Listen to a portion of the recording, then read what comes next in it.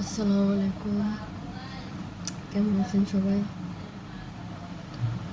আজকে আমি আপনাদেরকে দেখাবো অনার্সের ম্যাথ ডিপার্টমেন্টের হাইড্রোডাইনামিক্স সাবজেক্ট নিয়ে। মূলত শুধু হাইড্রোডাইনামিক্স সাবজেক্ট নিয়ে না, অনার্সে আপনি যে কোনো সাবজেক্টেরই যে অল্প সময়ে কিভাবে আমি ভালো রেজাল্ট করতে পারি ওটা মূলত দেখাবো, বা অল্প সময়ে কিভাবে আমি অল্প চ্যাপ্টার পড়ে ভালো আনসার করতে পারবো ওটা দেখাবো। কিন্তু আপনার অনার্সে সবগুলা সাবজেক্ট পড়া লাগে না, আপনি কয়েকটা চ্যাপ্টার পড়েন ভালোভাবে, তাহলে ওইখান থেকে খুব ভালো একটা রেজাল্ট করা যায়।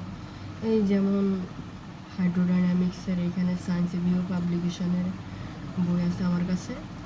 এখানে হচ্ছে আপনার চ্যাপ্টার আছে কয়টা, একটা, দুইটা, তিনটা, চারটা, পাঁচটা, ছয়টা, 7টা চ্যাপ্টার আছে।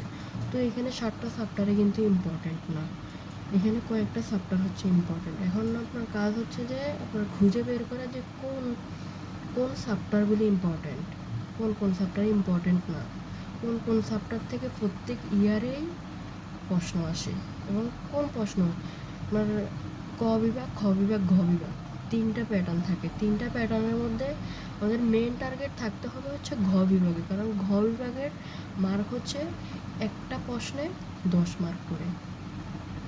তো ঘ বিভাগের কোন কোন প্রশ্নগুলা যে কোন কোন চ্যাপ্টার থেকে সবচেয়ে বেশি আসে, আপনাকে ওইটা প্রশ্ন বিগত সালের প্রশ্ন দেখে দেখে অ্যানালাইসিস করতে হবে। আপনাদেরকে আমি একটা দেখাই দিচ্ছি।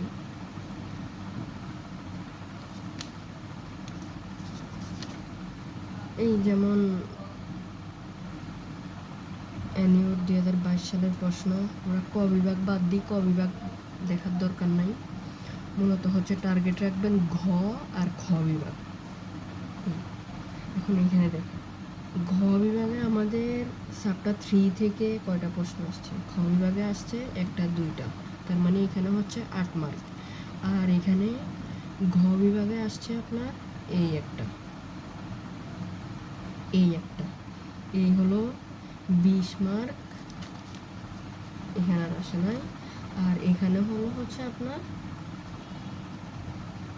8 মার্ক, টোটাল হচ্ছে 28 মার্ক। এই যে আমি হচ্ছে এখানে আপনাদেরকে বুঝাই দিই, মানে এই যে 2022 সালে চ্যাপ্টার 1 থেকে আসছে 14 মার্ক। এই যে চ্যাপ্টার